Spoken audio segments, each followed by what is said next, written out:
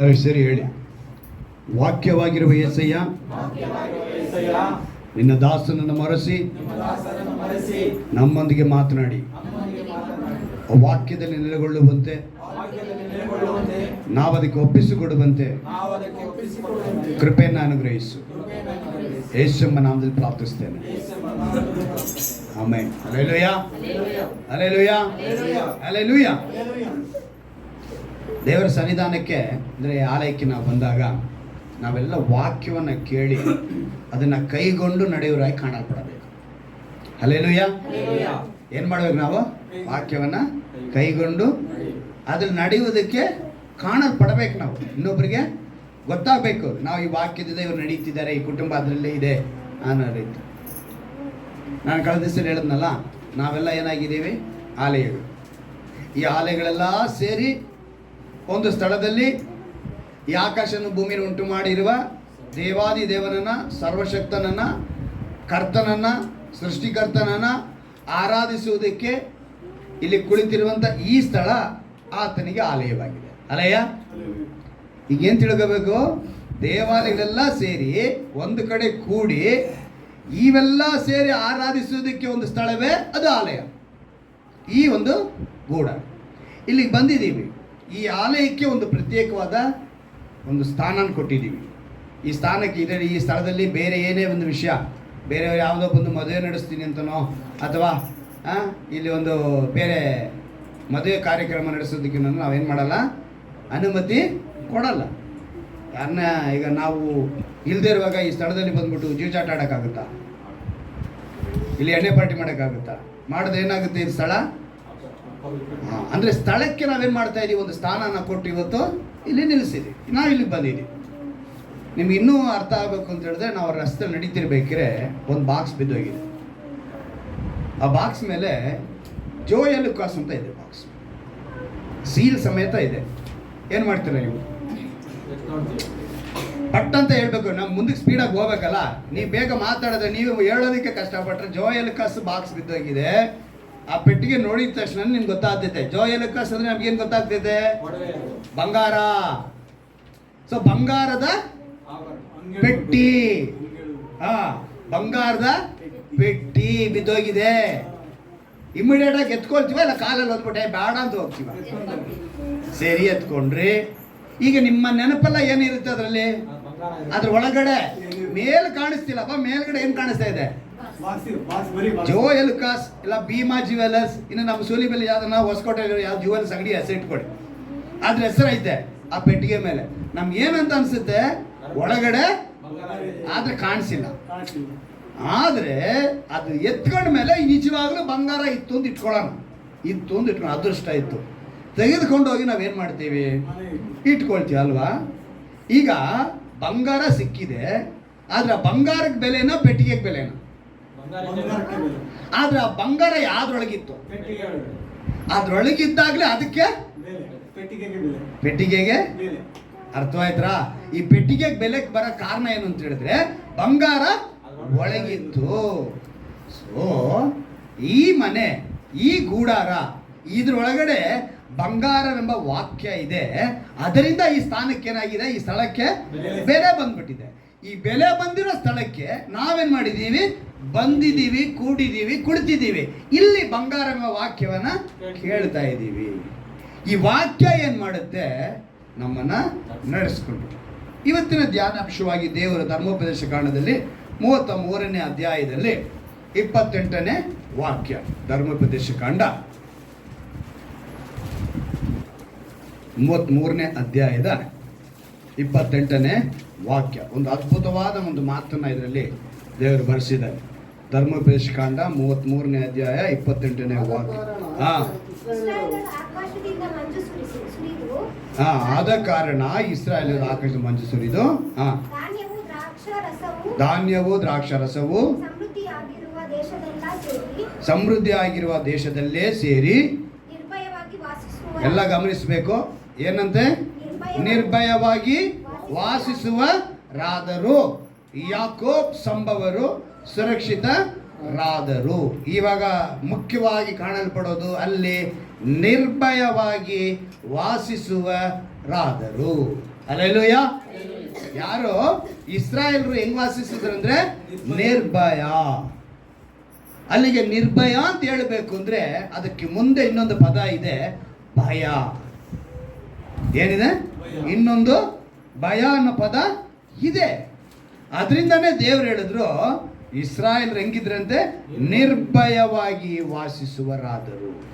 ಈ ನಿರ್ಭಯ ಅಂತ ಹೇಳಿದ್ರೆ ಕೊರತೆ ಇಲ್ಲದವರಾಗಿದ್ರೆ ಮಾತ್ರ ನಿರ್ಭಯವಾಗಿರೋದಕ್ಕೆ ಸಾಧ್ಯ.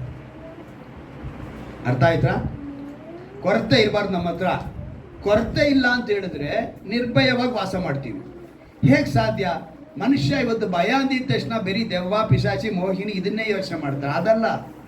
ಸಾಲ ಇದ್ರೆ ಭಯ ಬರಲ್ವಾ? ಸಾಲ ಇದ್ರೆ, ರೋಗ ಇದ್ರೆ, ಸಮಾಧಾನ ಕೆಟ್ಟೋಗಿದ್ರೆ, ಇದು ಹೇಳ್ತಾ ಇರೋದು ನಿರ್ಭಯರಾಗಿ. ಅಂದ್ರೆ ಬರೀ ಭಯ ಅಂದಿದ ತಕ್ಷಣ ಅಶುದ್ಧಾತ್ಮಗಳನ್ನೇ ನೆನೆಸ್ಕೊಳ್ಳೋದಲ್ಲ. ಮುಖ್ಯವಾಗಿ ಮನುಷ್ಯನಿಗೆ ನಿರ್ಭಯವಾಗಿ ಅಂತ ಹೇಳಿದ್ರೆ ಅವನಿಗೆ ಕೊರತೆ ಇರಬಾರ್ದು. ಅವನ ಕೊರತೆ ಇಲ್ಲ ಅಂತ ಹೇಳಿದ್ರೆ ನಿರ್ಭಯವಾಗಿರೋದಕ್ಕೆ ಸಾಧ್ಯ. ಬೌದ್ಧಿಕವಾಗಿ ಅಥವಾ ಈ ಲೌಕಿಕವಾಗಿ, ಈ ಲೋಕದಲ್ಲಿ ನಾವು ಬದುಕ್ತಾ ಇದೀವಲ್ಲ, ಈ ಲೋಕದಲ್ಲಿ ನಮ್ಗೆ ಅನೇಕ ಅಗತ್ಯಗಳಿದೆ.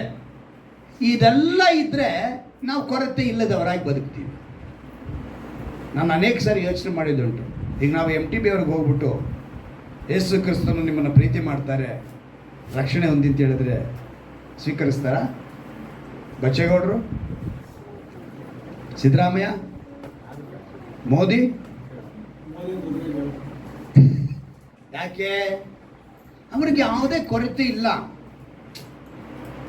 ಅದಕ್ಕೇನೆ ನಮ್ಮವ್ರು ಏನು ಮಾಡ್ತಾರೆ, ಈ ಗುಡಿಸಲಿರೋದು, ಸ್ಲಮ್ ಇರೋದು, ಇಂಥ ಕಡೆಗಳು ಹೋಗಿ ಸುವಾರ್ತೆ ಹೇಳಿ ಆ ಜನಗಳನ್ನ, ಇದನ್ನ ಬೇರೆಯವ್ರು ಏನು ಹೇಳ್ತಾರೆ, ಅವರ ಬಲಹೀನತೆನ ಇವರು ಕ್ಯಾಪ್ಚರ್ ಮಾಡಿಕೊಂಡು, ಅಂದರೆ ಹಿಡ್ಕೊಂಡು ಅವ್ರನ್ನ ಮತಾಂತರ ಮಾಡೋಕ್ಕೆ ಹೋಗ್ಬಿಟ್ರು ಅಂತ ಹೇಳಿ ಹೇಳ್ತಾರೆ. ವಿಷಯ ಏನು ಅಂತ ಹೇಳಿದ್ರೆ, ಹಸಿವಿದ್ದವನಿಗೆ ಗಂಜಿ ಕೊಟ್ಟರು ಅವನು ಅಮೃತವಾಗಿ ತಿಂತಾನೆ. ಹಾಗೆ ದೇವರ ಕುರಿತು ಹಸಿವಿದ್ದವನಿಗೆ ನಾವು ದೇವರ ಸುವಾರ್ತೆ ಹೇಳಿದ್ರೆ ಅವನೇನು ಮಾಡ್ತಾನೆ? ಅಂಗೀಕರಿಸ್ತಾನೆ, ಸ್ವೀಕರಿಸ್ತಾನೆ, ಕೇಳ್ತಾನೆ. ಆ ರೀತಿಯಾಗಿ ನಮಗೆ ಪ್ರತಿಯೊಂದು ವಿಷಯದಲ್ಲಿ ಲೌಕಿಕವಾಗಿ ಒಂದು ಕೊರತೆ ಇಲ್ಲದೆ ಹೋದ್ರೇನೆ ನಾವು ಭೌತಿಕವಾಗಿ, ಅಂದರೆ ಲೌಕಿಕವಾಗಿ ಹೇಳ್ತೀನಿ, ಏನು ಮಾಡ್ತೀವಿ? ನಿರ್ಭಯವಾಗಿ ಬದುಕುವುದಕ್ಕೆ ಸಾಧ್ಯ. ನಿರ್ಭಯರಾಗಿ ಲೋಕದಲ್ಲಿ ಬದುಕಲು ಆತ್ಮೀಕತೆಯ ಸಹಾಯ ಬೇಕು. ಹಲ್ಲೆಲೂಯಾ. ನೀವು ದೇವರ ಹತ್ರ ಬಂದ್ರೆ, ಆತ್ಮೀಕತೆಯಲ್ಲಿ ಬೆಳೆದ್ರೆ, ಕೊರತೆ ಇದ್ದಾಗ ಆ ಕೊರತೆಯಲ್ಲಿ ಕೂಡ ನೀವೇನು ಮಾಡ್ಬೋದು? ನಿರ್ಭಯವಾಗಿ ಬದುಕಬಹುದು ಅನ್ನೋದನ್ನ ತಿಳ್ಕೊಳಕ್ ಸಾಧ್ಯ. ಆದ್ರೆ ನಾವು ಆತ್ಮೀಕತೆಗೆ ಬರಲಿಲ್ಲ, ಆತ್ಮೀಕತೆನ ಇಷ್ಟಪಡಲಿಲ್ಲ ಅಂದ್ರೆ ನಾವೇನ್ ಮಾಡ್ತೀವಿ? ಕೊರತೆಗೆ ಹೋಗ್ತೀವಿ. ಕೊರತೆಗೆ ಹೋದಾಗ ಭಯ ಆಟೋಮೆಟಿಕ್ ಆಗಿ ಹುಟ್ಟುತ್ತೆ. ಭಯ ಬರಲು ನಾನಾ ವಿಧದ ರೂಪಗಳಿದೆ. ಮೊದಲನೇದಾಗಿ ಅಗತ್ಯ ಅನ್ನೋದನ್ನ ಹೇಳ್ಕೋಬೇಕು. ಆ ಅಗತ್ಯನೇ ಕೊರತೆಯಾಗಿ, ಇದರಿಂದ ಮಾನವನಿಗೆ ಸಮಾಧಾನ ಮೊದಲನೇದಾಗ ಕಡಿಮೆ ಆಗುತ್ತೆ. ಅವನಿಗೆ ಏನು ಕೊರತೆ ಆಗಿದೆಯೋ ಅದರಿಂದ ಅವನಿಗೆ ಮೊದಲನೇದು ಕಡಿಮೆ ಆಗೋದೇನೋ ಸಮಾಧಾನ ಕೊರತೆ. ಎರಡನೇದು ಸಂತೋಷ ಕೊರತೆ ಆಗುತ್ತೆ. ಒಂದು ಸಮಾಧಾನ ಹೋಯ್ತು, ಎರಡನೇದು ಸಂತೋಷ ಹೋಯ್ತು. ಈ ಸಂತೋಷ ಆನಂದ ಬೇಕೆಂದು ಇವತ್ತು ಪ್ರಪಂಚದಲ್ಲಿ ಬಹಳ ಕಾರ್ಯಗಳು ಮಾಡ್ತಾರೆ. ನಾನು ನಿಮಗೆ ಕೆಲವು ಸಲ ಹೇಳಿದ್ದೀನಿ ಇದನ್ನೆಲ್ಲ. ಏನಂದ್ರೆ ಲಾಫಿಂಗ್ ಕ್ಲಬ್ ಅಂತ ಮಾಡಿದ್ದಾರೆ. ಏನು ಕ್ಲಬ್? ಅದು ಪಾರ್ಕ್ನಲ್ಲಿ ಮಾಡ್ತಾ ಇದ್ರು. ಇವಾಗ ಹಂಗಲ್ಲ, ಈಗ ಅದಕ್ಕೆ ಕ್ಲಬ್ಬೇ ಮಾಡಿಬಿಟ್ರು. ಅದು ನಗುವಿನ ಕ್ಲಬ್. ಅದು ಅಲ್ಲಿಗೆ ಹೋಗ್ಬೇಕು, ನಗೋದನ್ನೇ ಮಾಡಬೇಕು. ಅಂದ್ರೆ ಒಬ್ಬ ಡಾಕ್ಟರ್ ಹೇಳಿದ್ರಂತೆ, ನಗೋದ್ರಿಂದ ನಮ್ಮ, ಅಂದ್ರೆ ಬೈಬಲ್ ಕೂಡ ವಾಕ್ಯ ಇದೆ, ನಾವು ನಗೋದ್ರಿಂದ ನಮಗೆ ಆರೋಗ್ಯ ಇದೆ ಅಂತ ಅನ್ನೋದನ್ನ. ಆಯ್ತಾ? ಆ ಸಂತೋಷಕ್ಕೆ ಆ ಶಕ್ತಿ ಇದೆ ಅಂತ ಹೇಳ್ತಾರೆ.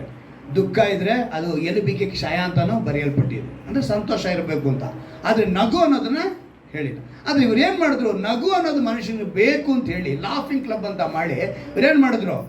ಅದಕ್ಕೆ ಒಬ್ರು ಡಾಕ್ಟ್ರು ಏನೋ ಕಡಕ್ಕರಿನೋ ಬಟ್ಕರಿನೋ ಹೆಸರು ಆಯ್ತು, 4800 ಲಾಫಿಂಗ್ ಕ್ಲಬ್ ಮಾಡಿಬಿಟ್ಟಿದ್ದಾರೆ. ಎಷ್ಟು?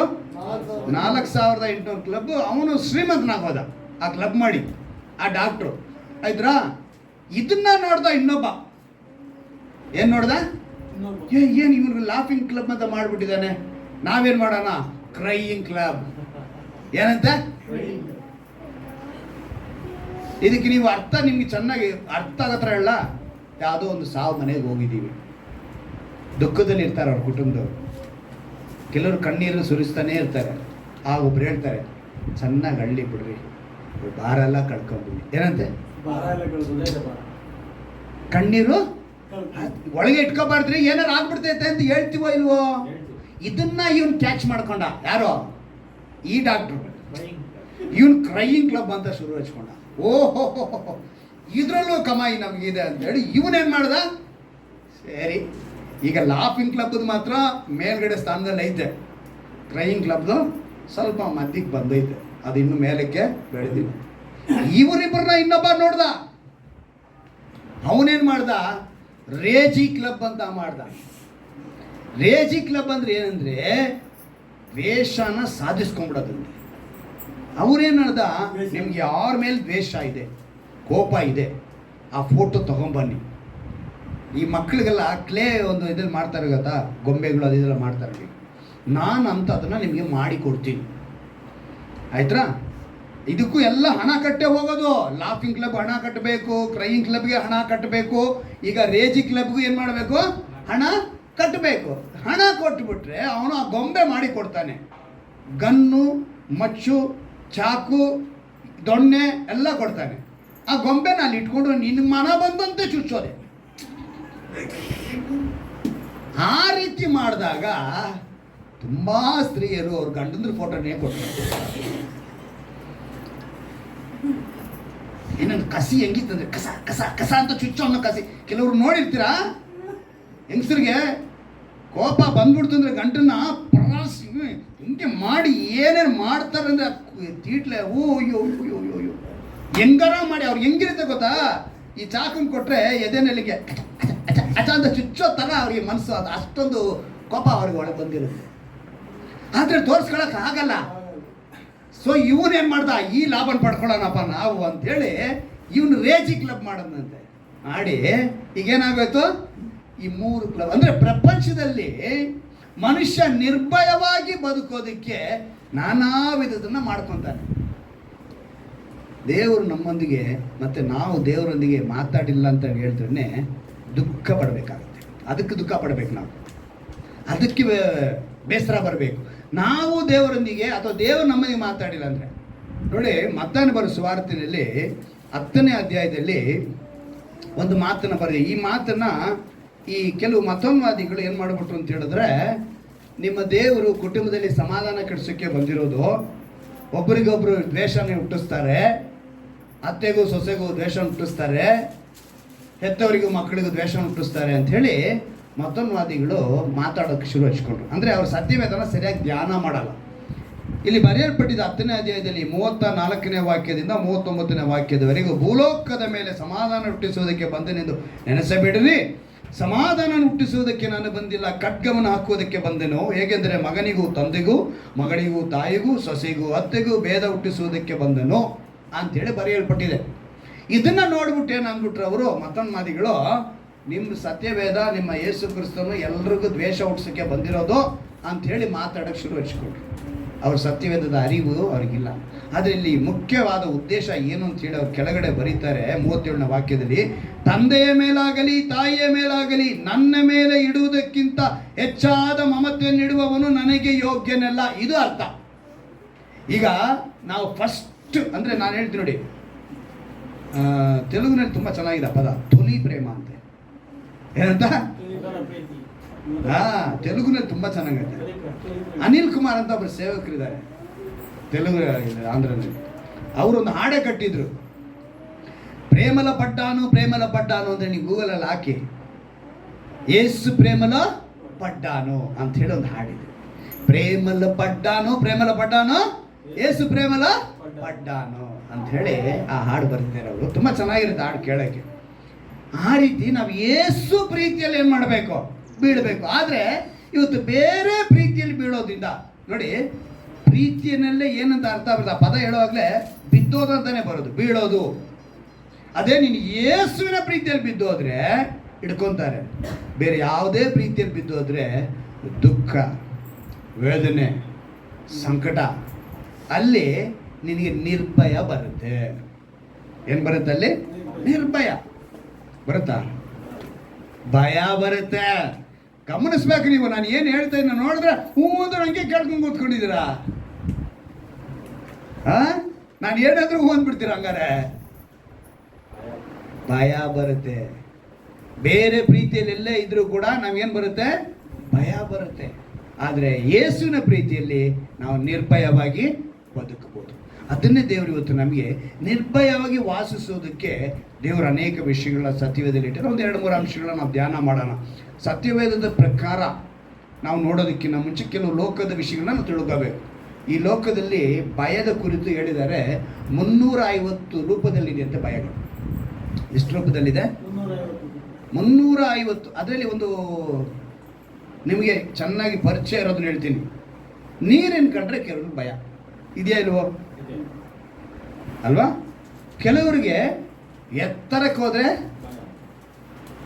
ಪೂರ್ತಿ ಎತ್ತರಕ್ಕೆ ಹೋದ್ರೆ ನೋಡುತ್ತೆ ತಲೆ ಚಕ್ಕರಾಗಿ ಭಯ. ಇನ್ನು ಕೆಲವರಿಗೆ ಗಾಳಿ ಕಂಡ್ರೆ, ಯಾವ ಗಾಳಿ? ಬಿರುಗಾಳಿ, ಸುಂಡ್ರ ಗಾಳಿ ಹೇಳಿದ್ರು, ನಾವು ಬೇರೆ ಗಾಳಿ ಹೇಳಿಲ್ಲ. ಆ ಗಾಳಿ ಎಲ್ಲ ಯೋಚನೆ ಮಾಡಬೇಡಿ, ಅದೆಲ್ಲ ಬಂದ್ಬಿಟ್ಟು ನೆಕ್ಸ್ಟ್ ಪಾಯಿಂಟ್ ಅದು ಗಾಳಿ. ಕೆಲವರಿಗೆ ಕತ್ತಲೆ, 6 ಗಂಟೆ ಆಗಿ ಕತ್ತಲೆ ಆಗಿದ ತಕ್ಷಣವೇ ಅವ್ರಿಗೆ ಏನಾಗ್ಬಿಡುತ್ತೆ? ಒಂಥರ ಭಯ ಆವರಿಸ್ಕೊಂಡ್ಬಿಡುತ್ತೆ. ನಮ್ಮ ಮನೆಗಳೆಲ್ಲ ಈ ಸಿಸ್ಟರ್ ರೂಮ್ಗಳು ಎಲ್ಲ ಇದ್ದೀವಿ, ಓಕೆ. ದೊಡ್ಡ ದೊಡ್ಡ ಮನೆಗಳಿದ್ರೆ 4 ಬೆಡ್ರೂಮು, 3 ಬೆಡ್ರೂಮ್ ಇರೋ ಮನೆಗಳು, ಒಂದು ರೂಮಿಂದ ಒಂದು ರೂಮ್ ಹೋಗಲ್ಲ ಕೆಲವರು. ಈಗ ನಮ್ಮ ಒಂದು ವಿಷಯನೇ, ಒಂದು ಗಂಟೆ ರಾತ್ರಿಯಲ್ಲಿ ಈ ಮನೇಲಿ ಬಂದು ಯಾರೋ ಒಂಟೆಗೆ ಮಲ್ಕೊ ಅಂತ ಹೇಳಿದ್ರೆ ಯಾರು ಮಲ್ಗಲ್ಲ. ಮಲಗ್ತೀರಾ? ನೀವು ಮಲಗ್ತೀರಾ? ಬೇರೆಯವರು ನೀವು ಮಲಗ್ತೀರಾ? ಸರಿ, ಅಂದರೆ ಸಂತೋಷ. ಯಾಕಂತ ಹೇಳಿದ್ರೆ ಕತ್ತಲೆ ಕಂಡ್ರೆ ಕೆಲವರಿಗೆ ಭಯ, ದೊಡ್ಡ ಮನೆ ಬಂಗಲೆಯನ್ನು ಕಂಡ್ರೆ ಕೆಲವ್ರಿಗೆ ಭಯ, ಸಂಪಾದನೆ ಇಲ್ಲ ಅಂತೇಳಿ ಕೆಲವ್ರಿಗೆ ಭಯ. ನನಗೆ ಸರಿಯಾದ ಸಂಪಾದನೆ ಇಲ್ಲ, ಈ ರೀತಿ ಇದ್ದರೆ ನಾನು ಏನು ಮಾಡೋದು, ನನ್ನ ಬದುಕು ಏನಾಗೋದು ಅಂತೇಳಿ ಕೆಲವರಿಗೆ ಆ ಭಯ. ಕೆಲವರಿಗೆ ಆರೋಗ್ಯದ ಕುರಿತು ಭಯ, ಕೆಲವರಿಗೆ ಪ್ರಯಾಣ ಮಾಡೋದೇ ಒಂದು ಭಯ. ನ್ಯೂಸ್ನಲ್ಲಿ ಕೇಳ್ತಾರೆ, ಎಂದು ಈ ಲಾರಿ ಬಂದು ಈ ಗಾಡಿನ ಆಕ್ಸಿಡೆಂಟ್ ಮಾಡ್ತು, ಈ ಟ್ರೈನು ಈ ರೀತಿಯಾಗಿ ಆಕ್ಸಿಡೆಂಟ್ ಆಯಿತು, ಪ್ಲೈನ್ ಹಿಂಗೆ ಆಕ್ಸಿಡೆಂಟ್ ಆಯಿತು, ಹೀಗೆ ಸೈಕಲ್ ಹೋದೋನ ಇದನ್ನೆಲ್ಲ ನೋಡ್ಬಿಟ್ಟು ಇವರು ಆಚೆ ಹೋಗೋದಕ್ಕೆ, ಪ್ರಯಾಣ ಮಾಡೋದಕ್ಕೇನೆ ಏನು ಮಾಡ್ತಾರೆ? ಕೆಲವರು ಭಯ ಪಡ್ತಾರೆ. ಇನ್ನು ಕೆಲವರಿಗೆ ಸೌಂದರ್ಯದ ಮೇಲೆ ಒಂದು ಭಯ ಇದೆ. ಆಚೆ ಸೂರ್ಯನ ಕಡೆ ಹೋಯ್ದ ತಕ್ಷಣ ಸ್ಕಿನ್ ಏನಾಗ್ಬಿಟ್ಟು, ಏನಂತೆ ಸ್ಕಿನ್ ಏನಾಗುತ್ತೋ, ಸೌಂದರ್ಯದ ಮೇಲೆ ಅವರಿಗೆ ಈ ಸೌಂದರ್ಯ ಎಲ್ಲಿ ಕೆಟ್ಟೋಗುತ್ತೋ ಅಂತ. ಕೆಲವರಿಗೆ ಸೌಂದರ್ಯ ಇಲ್ಲ ಅನ್ನೋ ಭಯ, ಕೆಲವರಿಗೆ ಸೌಂದರ್ಯ ಕೆಟ್ಟೋಗುತ್ತೆ ಅನ್ನೋ ಭಯ, ಕೆಲವರಿಗೆ ಬಣ್ಣದ ಭಯ. ನಮ್ಮ ಬಣ್ಣ ಏನು ಹಿಂಗಾಗೋಯ್ತು, ಮಡಿಕೆ ಕಲರ್ ಆಗೋಯ್ತೆ. ಕೆಲವರಿಗೆ ಅಲ್ವಾ, ನಮ್ದೇ ಈ ಬಣ್ಣ ಆಗೋಯ್ತು, ನೋಡಿ ಅವ್ರು ಹಂಗವ್ರೆ, ನಾ ಹಿಂಗವ್ರೆ, ಬಣ್ಣದ ಭಯ. ಇನ್ನು ಕೆಲವರು ಕಲಿಯೋದಕ್ಕೆ ಹೋಗಲ್ಲ. ಕಲಿಯೋದೇನಿದೆ ಬಿಡು, ಕಲಿತಾಗ್ಲಿ ಏನು ಮಾಡೋದೇನು ಬಿಡು, ಕಲಿತವನು ಕಲಿಯು ನೋಡಿ, ಕಲಿಯದೇ ಇರೋನು ಕಲಿಯು ನೋಡಿ, ಹೀಗೆ ಆ ರೀತಿಯಾದ ಭಯ. ಇನ್ನೊಬ್ಬನಿದೆ ಅಂತ ಇವನೇ ಬಹಳ ಮುಖ್ಯ. ನನಗೆ ಏನಾದ್ರು ಒಂದು ವಿಷಯದಲ್ಲಿ ಭಯ ಆಗುತ್ತೆ ಅನ್ನೋದಕ್ಕೆ ಅದನ್ನೇ ಒಂದು ಭಯವಾಗಿ ಇಟ್ಕೊಂಡಿರ್ತಾನೆ. ಏನಂತೆ ಅವನು, ಏನಾದ್ರು ಒಂದು ವಿಷಯದಲ್ಲಿ ನನಗೆ ಭಯ ಆಗುತ್ತೆ ಅಂತೀನಿ, ಅದನ್ನೇ ಒಂದು ಭಯವಾಗಿ ಇಟ್ಕೊಳ್ತಾನಂತೆ ಒಬ್ಬ. ದೇವರ ಸತ್ಯದಲ್ಲಿ ಹೇಳ್ತಾರೆ, ಭಯ ಪಡಬೇಡ, ಹೆದರದಿರು, ಕಳವಳಗೊಳ್ಳಬೇಡ, ದಿಗ್ಭ್ರಮೆಗೊಳ್ಳದಿರು ಅಂತ ಈ ರೀತಿ ಬರೆಸಿ 365 ಸಲ ಬರೆಸಿದ್ದಾರೆ. ಹಲ್ಲೆಲೂಯಾ. ಲೋಕದಲ್ಲಿ ಎಷ್ಟಿದೆ? 350 ರೂಪದಲ್ಲಿ ಭಯ ಇದ್ರೆ ಸತ್ಯವೇದ 365 ಸಲ ಏನಂತ ಹೇಳ್ತಾರೆ? ಅಂದ್ರೆ ಭಯ ಪಡಬೇಡ ಅಂತಾನೆ ಬರೀದಿರಾ. ಈ ರೀತಿಯಾಗಿ ಭಯ ಪಡಬೇಡ, ಹೆದರದಿರು, ಕಳವಳ ಬೇಡ, ದಿಗ್ಭ್ರಮೆಗೊಳ್ಳದಿರು ಅಂತ ಹೇಳಿ ಅವರು 365. ಅಂದರೆ ನೀನು ಡೈಲಿ ಒಂದು ಫೋನ್ ತೊಗೊಂಡು ಎಸಪ್ಪ ಅಂತ ಹೇಳಿದ್ರೆ ಆ ಒಂದು ದಿವಸ ಮೊದಲನೇ ಪಾಯಿಂಟ್ ಅವ್ರು ಹೇಳೋದು ಭಯ ಪಡಬೇಡ ಅನ್ನೋ ಪದನ ಹೇಳಿ ನಿನ್ನ ಹತ್ರ ಸ್ಟಾರ್ಟ್ ಮಾಡ್ತಾರೆ. ಹಲ್ಲೆಲೂಯಾ. 365 ದಿವಸಕ್ಕೂ ಹೇಳೋದಕ್ಕೆ ಅವ್ರ ಹತ್ರ ಪಾಯಿಂಟ್ ಇದೆ ಅಂತ ಒಂದು. ಯಾವ ಪಾಪವು ನಮ್ಮನ್ನು ಭಯದಿಂದ ಬದುಕಿಸೋಕೆ, ಅಂದರೆ ನಾವು ನೋಡಿ ಚೆನ್ನಾಗಿ ಗಮನಿಸ್ಕೋಬೇಕು, ಈ ಪಾಪವೆಂಬುದೇ ನಮ್ಮನ್ನು ಭಯಕ್ಕೆ ತಳ್ಳೋದು. ಒಂದು ಪಾಪ ನಮ್ಮಲ್ಲಿ ಇತ್ತು ಅಂದರೆ ಅದೇನು ಮಾಡುತ್ತೆ? ಬದುಕಿಸೋದಕ್ಕೆ ಬಿಡಲ್ಲ. ನಾವೇನು ಮಾಡಬೇಕು ಅಂತ ಹೇಳಿದ್ರೆ, ಈಗ ಇದನ್ನು ಬಿಟ್ಟು ಇದನ್ನು ದಾಟಿ ಮೇಲಕ್ಕೆ ಹೋಗಿ ದೇವರ ಪಾದದಲ್ಲಿ ಇರಬೇಕು ಅಂತ ಹೇಳುವಾಗ ಇಲ್ಲಿ ಒಂದು ಮಾತು ಬರೆದ್ವಲ್ಲ, ಓದಿದ್ವಲ್ಲ, ನಿರ್ಭಯವಾಗಿ ವಾಸಿಸುವ ರಾದರು. ಇಸ್ರಾಯೇಲರು ನಿರ್ಭಯವಾಗಿ ವಾಸಿಸುವರಾದರು ಅಂತ ಹೇಳೋದಕ್ಕೆ ಕಾರಣ ಏನು ಅಂತ ಹೇಳಿದ್ರೆ, ಅವನು ಇದ್ದಂಥ ಒಂದು ಸ್ಥಳ ನಾನು ಆವಾಗಲೇ ಹೇಳಿದೆ, ಈ ಸ್ಥಳಕ್ಕೆ ಒಂದು ಬೆಲೆ ಬಂದಿದೆ ಅಲ್ವಾ. ಇವನು ನಿರ್ಭಯವಾಗಿ ವಾಸಿಸುವುದರೇನೋ ಅವನು ಇದ್ದ ಒಂದು ಸ್ಥಳದಲ್ಲಿ, ಅಲ್ಲಿ ಅವನು ನಿರ್ಭಯವಾಗಿ ವಾಸ ಮಾಡ್ದ ಅಂತ ಹೇಳಿದ್ರೆ ಅದಕ್ಕೇನಿದೆ, ಈಗ ಒಂದು ಸ್ಥಳ ಅಂತ ಹೇಳಿದ್ರೆ ಇವಾಗ ಈ ಸ್ಥಳಕ್ಕೆ ಒಂದು ವಿಳಾಸ ಇದೆ ಅಲ್ವಾ. ಈ ಸ್ಥಳಕ್ಕೆ ಒಂದು ವಿಳಾಸ ಇದೆ, ಅಡ್ರೆಸ್ ಇದೆ. ಈಗ ನಮಗೂ ಒಂದು ಅಡ್ರೆಸ್ ಕೇಳಿದ್ರೆ ಯೋಚನೆ ಮಾಡಿ, ನಮ್ಗೆ ಆಧಾರ್ ಕಾರ್ಡ್ ಕೊಡ್ಬೋದು, ಪಾನ್ ಕಾರ್ಡ್ ಕೊಡ್ಬೋದು, ವೋಟರ್ ಐ ಡಿ ಕೊಡ್ಬೋದು ಅಲ್ವಾ. ಕೆಲವು ಸಮಯ ನಮ್ಮನ್ನು ನಾವು ಅದೇ ಹೇಳಿದ್ರೆ, ಆವಾಗಲೇ ಸೌಂದರ್ಯ ಅಂತ ಹೇಳುವಾಗ ನೀವು ಯೋಚನೆ ಮಾಡಬೇಕು. ಸೌಂದರ್ಯವಾಗಿ ಇದ್ದೀನಿ ಅನ್ನೋದನ್ನ ಏನು ಹೆಮ್ಮೆ ಪಟ್ಕೋಬಾರ್ದಂತೆ, ಏನು ಮಾಡಬಾರ್ದು. ಆ ಥರ ಹೆಮ್ಮೆ ಬಂದಾಗ ಇಮ್ಮಿಡಿಯೇಟಾಗಿ ಆಧಾರ್ ಕಾರ್ಡ್ ಎತ್ತಿ ನೋಡ್ಬೇಕು ನಾವು. ಅದ್ರಲ್ಲಿ ನಮ್ಮ ಸೌಂದರ್ಯ ಕ್ಲೀನಾಗಿ ಕಾಣಿಸುತ್ತೆ. ಒರಿಜಿನಲ್ ಸೌಂದರ್ಯ ಎಲ್ಲಿ ಕಾಣಿಸೋದು? ಆಧಾರ್ ಕಾರ್ಡಲ್ಲಿ ಕಾಣಿಸುತ್ತೆ, ಆಯ್ತಾ. ಸೊ ಈ ಆಧಾರ್ ಕಾರ್ಡಲ್ಲಿ ಒಂದು ವಿಳಾಸನ ಇರುತ್ತೆ. ಈಗ ಈ ಇಬ್ರಿಯ ಪದದಲ್ಲಿ ವಾಸಿಸುವುದು ಅನ್ನೋದಕ್ಕೆ ಶೆಖಾನ್, ಏನಂತ ಶೆಖಾನ್ ಅಂತ ಹೇಳಿ ಒಂದು ಪದನ ಬಳಕೆ ಮಾಡಿದೆ. ಅಂದರೆ ಇಬ್ರಿಯ ಪದ ಶೆಖಾನ್. ಇದನ್ನು ಇಂಗ್ಲೀಷಲ್ಲಿ ನಾವು ನೋಡುವಾಗ ಅದನ್ನು ಲಾಡ್ಜಿಂಗ್ ಅಂತಾರೆ, ವೆಲ್ಲಿಂಗ್ ಪ್ಲೇಸ್ ಅಂತಾರೆ. ಅಂದರೆ ಇರುವಂಥ ಸ್ಥಳ, ವಾಸ ಮಾಡುವಂಥ ಸ್ಥಳ. ಅಂದರೆ ಇಸ್ರಾಯೇಲು ನಿರ್ಭಯ ಅನ್ನೋ ಸ್ಥಳದಲ್ಲಿ ಅವನು ವಾಸಿಸುತ್ತಿದ್ದಾನೆ. ಅವನು ನಿರ್ಭಯವಾಗಿ ವಾಸಿಸುತ್ತಿದ್ದಾನೆ ಅಂತ ಹೇಳಿದ್ರೆ ಆ ಸ್ಥಳಕ್ಕೆ ಒಂದು ಅಡ್ರೆಸ್ ಇದೆ, ಆ ಸ್ಥಳಕ್ಕೆ ಒಂದು ಅಡ್ರೆಸ್. ಇಂದು ನಾವೆಲ್ಲ ಹೇಳುವಂಥ ನಾವು ವಾಸ ಮಾಡುವ ಸ್ಥಳಗಳನ್ನ ನೀವು ಹೆಸರುಗಳನ್ನ ನೆನೆಸ್ಕೊಳ್ಳಿ. ಈ ಸ್ಥಳದಲ್ಲಿ ನಾವು ವಾಸ ಮಾಡ್ತೀವಿ, ನೀವು ಎಲ್ಲಿ ವಾಸ ಮಾಡಿ. ಈಗ ನಾವು ಎಲ್ಲಿ ವಾಸಿಸಿದರೆ ಆ ಉನ್ನತವಾದ ಆ ನಿರ್ಭಯವಾಗಿ ವಾಸ ಮಾಡೋದಕ್ಕೆ ಸಾಧ್ಯ. ಆದಿಕಾಂಡ ತಗೊಳ್ಳಿ, ಆದಿಕಾಂಡ 10ನೇ ಅಧ್ಯಾಯ.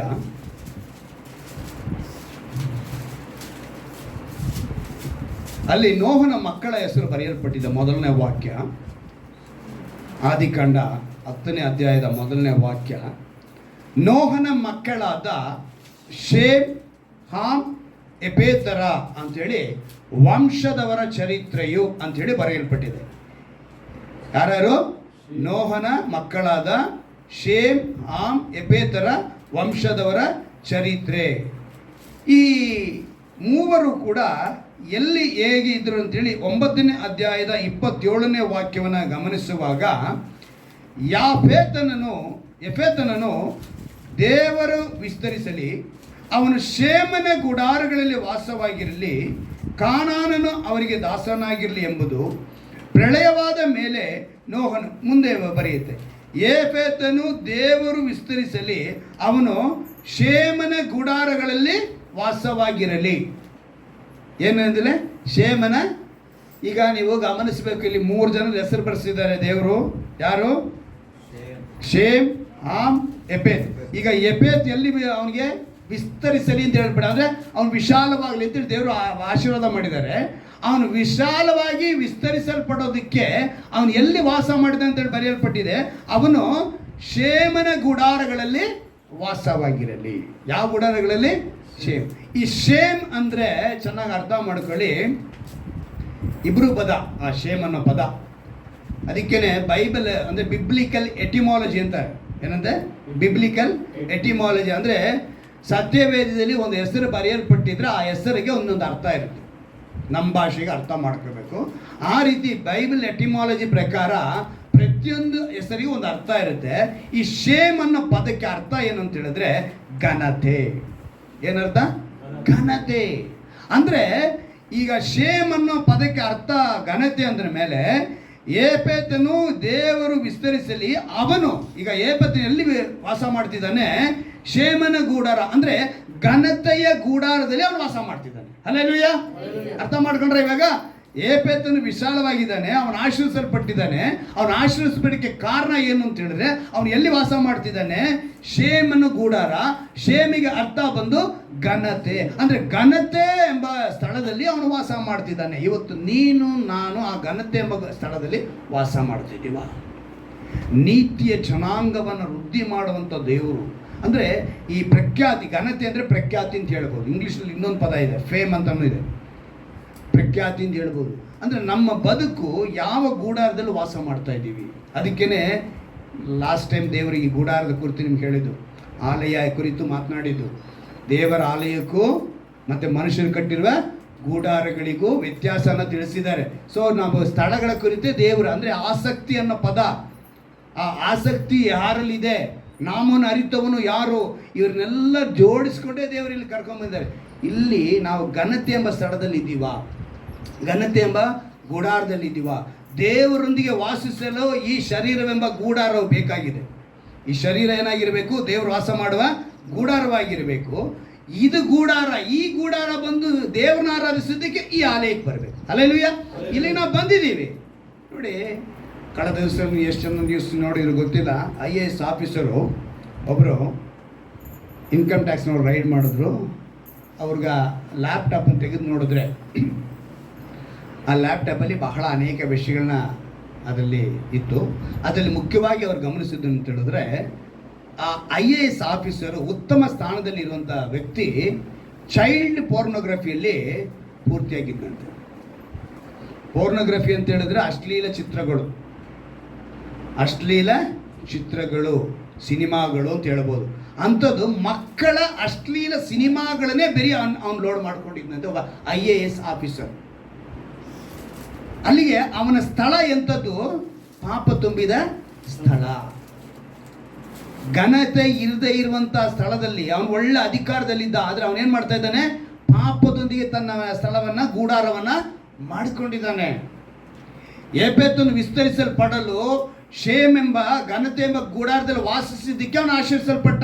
ಇವತ್ತು ನಾವು ಕೂಡ ದೇವರೊಂದಿಗೆ ವಾಸ ಮಾಡುವುದಕ್ಕೆ, ನಿರ್ಭಯವಾಗಿ ವಾಸ ಮಾಡುವುದಕ್ಕೆ ಶೇಮ್ ಎಂಬ ಗೂಡಾರ, ಘನತೆ ಎಂಬ ಗೂಡಾರ ನಾವು ವಾಸ ಮಾಡಬೇಕು. ಆ ಘನತೆಯಲ್ಲಿ ಎಂಬ ಗೂಡಾರದಲ್ಲಿ ವಾಸ ಮಾಡಿದಿರಾ ಈ ಪಾಪಿಯಾದ ಒಬ್ಬ IAS ಆಫೀಸರ್ ಬದುಕಿದಂಗೆ ನಮ್ಮ ಬದುಕಿದೆಯಾ ಅಂತ ಪರೀಕ್ಷೆ ಮಾಡ್ಕೋಬೇಕು.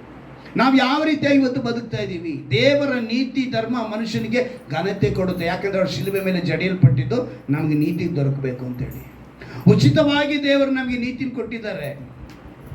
ಅವ್ರು ಹೇಳ್ತಾರೆ, ನಿಮ್ಮ ನೀತಿ ಹೆಂಗೆ ಗೊತ್ತಾಗುತ್ತೆ ಅಂತ ಹೇಳಿದ್ರೆ ಅದಕ್ಕೆ ಹೇಳಿದ್ರು ನಂಬಿಕೆ ಬಹಳ ಮುಖ್ಯ. ಈ ನಂಬಿಕೆ ಕುರಿತು ದೇವರು ಪೇತ್ರನ ಮೂಲಕ 1 ಪೇತ್ರ 1ನೇ ಅಧ್ಯಾಯ 7ನೇ ವಾಕ್ಯದಲ್ಲಿ ಒಂದು ಅದ್ಭುತವಾದ ಮಾತು ಬರೆಸಿದ್ದಾರೆ ನೋಡಿ. ಎಷ್ಟೋ ಸಲ ಓದಿದ್ದೀವಿ ಅದನ್ನ ನೆನಪಿಗೆಲ್ಲ ಬರುತ್ತೆ. ಆದರೂ ಕೂಡ ಏನು ಮಾಡಲ್ಲ ನಾವು. ಪೇತ್ರನ ಮೊದಲನೇ ಪತ್ರಿಕೆ 1ನೇ ಅಧ್ಯಾಯದ 7ನೇ ವಾಕ್ಯ, ನಾಶವಾಗುವಂಥದ್ದಾಗಿದ್ದರು. ಇಲ್ಲಿ ನಿಲ್ಸ್ಕೊಳ್ಳಿ. ಬಂಗಾರ ಏನಂತ ಹೇಳ್ತಾ ಇದ್ದಾರೆ ದೇವರು? ಆದರೆ ನಾವೇನು ಮಾಡ್ತೀವಿ? ಅದ್ರ ಮೇಲೆ ನಮಗೆ ಮೋಹ ಬರುತ್ತೆ. ಆಸೆ ಅನ್ನೋದು ಬರಲಿ, ಆದರೆ ದುರಾಸೆ ಬರಬಾರ್ದು. ಮೋಹ ಅನ್ನೋದು ಬರಬಾರ್ದು. ಆಸೆ ಬರ್ಬೋದು, ಆಯ್ತಾ? ಆಸೆನೇ ಬೇಡ ಅಂತೇಳಿ ಹೇಳ್ಕೊಳ್ಳೋದು ಅದೇ ಒಂದು ದುರಾಸೆ. ನಾನು ಆಸೆನೇ ಪಡಲ್ಲ ಅಂತ ಯಾವನೊಬ್ಬ ಹೇಳ್ತಾನೆ ಅಂತ ಹೇಳಿದ್ರೆ, ನಾನು ಆಸೆನೇ ಪಡಲ್ಲ ಅಂತೇಳಿ ಅದೇ ಒಂದು ದೊಡ್ಡ ದುರಾಸೆ. ಅಲ್ಲಿಗೆ ಬಂಗಾರವು ನಾಶವಾಗುವಂಥದ್ದಾಗಿದ್ದರು. ನೋಡ್ರಿ, ಪಕ್ಕದ ಮನೇಲಿ 6 ಕಾಸಿನ ಸರ ತಗೊಂಡಿದ್ದಾರೆ. ನಮಗೆ 4 ಕಾಸಿನ ಸರ ತಕ್ಕೊಟ್ರೆ ನಾಳೆಯಿಂದ ಸಭೆಗೆ ಬರ್ತೀನಿ ಹೇಳ್ತೀರ ಆ ಥರ? ಸೊ ಬಂಗಾರ ಏನಕ್ಕೆ? ಅದು ನಾಶವಾಗುವಂಥದ್ದು ಹೇಳಿ ಕ್ಲಿಯರ್ ಆಗಿ ದೇವರು ಹೇಳ್ತಾ ಇದ್ದಾರೆ. ಅದನ್ನು ಎಲ್ಲಿ ಹಾಕ್ತಾರಂತೆ? ಬೆಂಕಿಯಲ್ಲಿ ಪುಟ ಹಾಕಿ ಶೋಧಿಸೋದು ಉಂಟಷ್ಟೇ. ಬಂಗಾರಕ್ಕಿಂತ ಅಮೂಲ್ಯವಾಗಿರುವ ನಿಮ್ಮ ನಂಬಿಕೆಯು ಏನಂತೆ? ಬಂಗಾರಕ್ಕಿಂತ ಅಮೂಲ್ಯವಾಗಿರುವ ನಿಮ್ಮ ನಂಬಿಕೆ. ಅದಕ್ಕೇನೆ ದೇವರು ಹೇಳ್ತಾರೆ, ಈ ನಂಬಿಕೆ ನಮಗೆ ಬಹಳ ಮುಖ್ಯ. ಕಷ್ಟ ಬಂದಾಗ ಮಾತ್ರ ಕ್ರೈಸ್ತರ ನಿಜ ಸ್ವರೂಪ ಕಾಣಲ್ಪಡುತ್ತೆ. ಕ್ರೈಸ್ತರ ನಿಜ ಸ್ವರೂಪ ಯಾವಾಗ ಕಾಣಲ್ಪಡುತ್ತೆ ಗೊತ್ತಾ? ಕಷ್ಟ ಬಂದಾಗಲೇ. ಆವಾಗಲೇ ಗುಣಗೊಡ್ತಾರೆ ದೇವ್ರ ಮೇಲೆ. ಏನು ದೇವ್ರ ಕಣ್ಣೇ ಕಾಣಿಸಲ್ವಾ? ಏನು ಇಷ್ಟ, ಏನಂತ ಮಾಡಲಿ? ಇದಕ್ಕಿಂತ ಏನು ಮಾಡಲಿ? ವಾರ ಸಭೆಗೆ ಹೋಗ್ತೀನಿ, ಉಪವಾಸ ಇರ್ತೀನಿ, ಪ್ರಾರ್ಥನೆ ಮಾಡ್ತೀನಿ, ಆದರೂ ಕೂಡ ನನಗೆ ಈ ಕಷ್ಟನ. 15 ವರ್ಷದಿಂದ ಸೇವೆಗೆ ಹೋಗ್ತಾ ಇದ್ದೀನಿ, 15 ವರ್ಷದಿಂದ ಸಭೆಯಲ್ಲಿ ಇದ್ದೀನಿ, 15 ವರ್ಷದಿಂದ ನಾನು ಇಲ್ಲೇ ಇದ್ದೀನಿ, ದೇವ್ರ ಹತ್ರನೇ ಇದ್ದೀನಿ, ಆಗಲೂ ನನಗೆ ಈ ಕಷ್ಟನ. ಕಷ್ಟ ಬಂದಾಗಲೇ ನಿಜ ಸ್ವರೂಪ ಮನುಷ್ಯನಿಗೆ ಅಂದರೆ ಕ್ರೈಸ್ತರಿಗೆ ಕಾಣುತ್ತೆ. ಆದರೆ ಏಪೇತನು ವಿಸ್ತರಿಸಲ್ಪಟ್ಟ ಕಾರಣ ಅವನು ಘನತೆ ಎಂಬ ಗೂಡಾರದಲ್ಲಿ ವಾಸ ಮಾಡಿದ. ಇವತ್ತು ನೀನು ಆ ಘನತೆ ಎಂಬ ಯೇಸುವಿನ ಬಳಿ ವಾಸ ಮಾಡಿದರೆ ಮಾತ್ರ ನಿನಗೆ ಆ ಘನತೆ ಸಿಗುತ್ತೆ. ನಿರ್ಭಯವಾಗಿ ವಾಸಿಸುವುದಕ್ಕೆ ಸಾಧ್ಯ. ಅರಣ್ಯಕಾಂಡದಲ್ಲಿ 24ನೇ ಅಧ್ಯಾಯದಲ್ಲಿ ಒಂದು 7ನೇ ವಾಕ್ಯವನ್ನು ಒಂದು ಗಮನಿಸೋಣ. ಅರಣ್ಯಕಾಂಡ, ಇಲ್ಲಿ ಒಂದು ದೊಡ್ಡ ಘಟನೆ, ಇದನ್ನು ನಮಗೆ ತಿಳಿದಿರುವಂಥ ವಿಷಯನೇ. 4ನೇ ಅಧ್ಯಾಯ ತೆಗೆದುಕೊಳ್ಳೋಣ. ಅದರಲ್ಲಿ 7ನೇ ವಾಕ್ಯ, ಅವರು ಕಪಿಲೆಗಳಿಂದ ನೀರು ಹರಿಯುತ್ತಲೇ ಇದೆ, ಅವರ ಬಿತ್ತನೆಗೆ ಬೇಕಾದಷ್ಟು ನೀರಿದೆ, ಅವರ ಅರಸನು ಆಗಾಗ ರಾಜನಿಗಿಂತಲೂ ದೊಡ್ಡವನಾಗಿರುವನು, ಅವರ ರಾಜ್ಯವು ಅಭಿವೃದ್ಧಿಯಲ್ಲಿ ಇರುವುದು. ಈ ಪದನ ಓದಿದ ತಕ್ಷಣ ನಾವೇನೂ ಅರ್ಥ ಆಗಲ್ಲ, ಏನಪ್ಪ ಇದು ಅಂತ ಹೇಳಿ ಯೋಚನೆ ಮಾಡ್ತೀವಿ. ಇಲ್ಲಿ ಅವರ ಕಪಿಲೆ ಅಂತ ಬರೆಯಲ್ಪಟ್ಟಿದೆಯಲ್ಲ, ಈ ಕಪಿಲೆ ಅನ್ನೋದಕ್ಕೆ ನಾನು ಡಿಕ್ಷನರಿ ತಗೊಂಡು ತುಂಬ ಅರ್ಥನ ಹುಡುಗಿದೆ. ಅರ್ಥ ಏನು ಗೊತ್ತಾ? ಬಕೆಟ್ ಅಂತ ಅರ್ಥ. ಬಕೆಟ್ ಅಂದ್ರೆ ಗೊತ್ತಲ್ಲ, ನೀರು ಹಿಡಿಯೋ ಬಕೆಟ್, ಒಂದು ಪಾತ್ರೆ. ಇದು ಇಂಗ್ಲೀಷ್ನ ಬೈಬಲ್ನಲ್ಲಿ ಅದಕ್ಕೆ ಬಕೆಟ್ ಅಂತ ಬರೆಸಿದ್ದಾರೆ. ಆದರೆ ನಮಗೆ ಇಲ್ಲಿ ಕನ್ನಡದಲ್ಲಿ ಈ ಕಪಿಲೆ ಇದೆಲ್ಲ ಈ ಪದಗಳೆಲ್ಲ ಅರ್ಥನೇ ಗೊತ್ತಾಗಲ್ಲ. ಕಪಿಲೆಗಳಿಂದ ನೀರು ಹರಿಯುತ್ತಲೇ ಇದೆ ಅಂದರೆ ಒಂದು ಬಕೆಟ್ ತುಂಬ ನೀರು ಉಕ್ಕಿ ಹರಿತಾ ಇದೆ. ಇಲ್ಲಿ ಚೆನ್ನಾಗಿ ಗಮನಿಸಬೇಕು, ಇಲ್ಲೊಂದು ಮಾತು ಬರೆಯಲ್ಪಟ್ಟಿದೆ, ಮನುಷ್ಯನಿಗೆ ಈ ಒಂದು ವಿಷಯ, ಹಣದ ವಿಷಯದಲ್ಲೇ ಉಕ್ಕಿ ಹರಿಬೇಕು ಅನ್ನೋ ಆಸೆ ಇರುತ್ತೆ. ಯಾವ ವಿಷಯದಲ್ಲಿ?